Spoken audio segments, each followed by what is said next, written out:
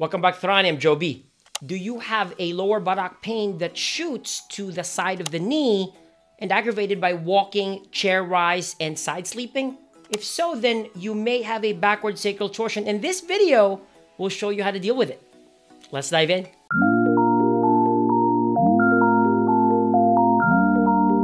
A backward sacral torsion, or BST for short, is a sacral dysfunction where one sacral base gets stuck backward or posteriorly, while the opposite and inferior lateral angle, or ILA, gets stuck forward or anteriorly. Picture this. When the right sacral base gets stuck backward while the left ILA gets stuck forward, it is termed a right-on-left backward sacral torsion, where the R pertains to the prominence of the sacral base and the L pertains to the ILA prominence. Conversely, if it is the left sacral base stuck backward while the right ILA gets stuck forward, then it is called a left-on-right backward sacral torsion. A right-on-left backward sacral torsion stems from traumatic events or instances where a heavy load is lifted from the left low side. Picture this scenario: a sudden trunk extension to the right from a flexed side bend and rotated to the left position. The asymmetrical strain caused by this movement pattern can lead to the sacral base on the right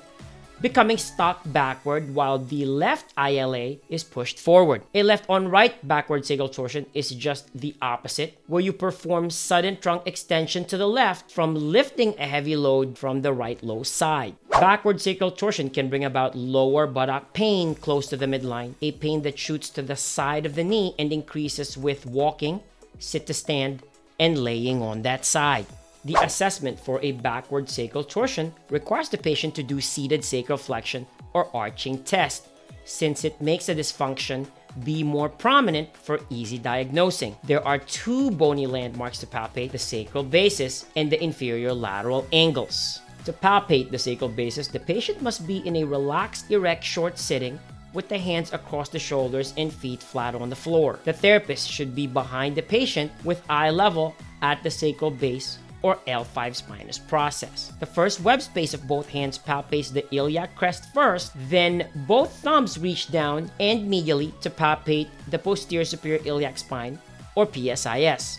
From there, the thumbs go up and medially by one finger breadth to arrive at the sacral basis. After that, the patient is instructed to arch the low back, resulting to sacral flexion and lumbar extension. Normal findings are that sacral basis move forward or anteriorly and becomes deep. Abnormal findings will be that the right sacral base stay backward or posteriorly instead of forward and anteriorly, or become shallow. To palpate the inferior lateral angles, or ILAs, the patient and therapist position will be the same as with the palpation of the sacral basis. Both thumbs will slide down from the iliac crest to the PSIS. Then the dominant thumb palpates the S2 spinous process, then S3, and S4. Once S4 is reached, the thumbs will go 2 to 3 finger breadths inferiorly and laterally to arrive at the ILAs. The patient is then asked to perform seated sacral flexion or arch the low back, which results to sacral flexion and lumbar extension. Normal findings are that the ILAs move backward or posteriorly or becomes shallow under your palpating thumbs. Abnormal findings are that the left ILA stay anteriorly or becomes deep. When you have the right-on-left backward sacral torsion, the sacrum is in extension, left side bending, and right rotation. Side bending and rotation are always opposite in this dysfunction. The objective is for the sacrum to oppose that motion by treating it to go to flexion, right side bending, and left rotation. So the treatment is a combination of non-thrust mobilization and thrust manipulation. Patient is in supine with left side close to the edge of table with the hands across the shoulders or clasped behind the head, knees extended. The therapist is on the left side. The therapist's left hand moves the pelvis to the left to cause right sacral bending, then places that hand at the ASIS to stabilize. The right hand is placed on the patient's right posterior shoulder to rotate and flex the sacrum to the left and counter right rotation and extension. Patient is asked to inhale, and upon exhalation, patient is taken to the limit of the range trunk rotation.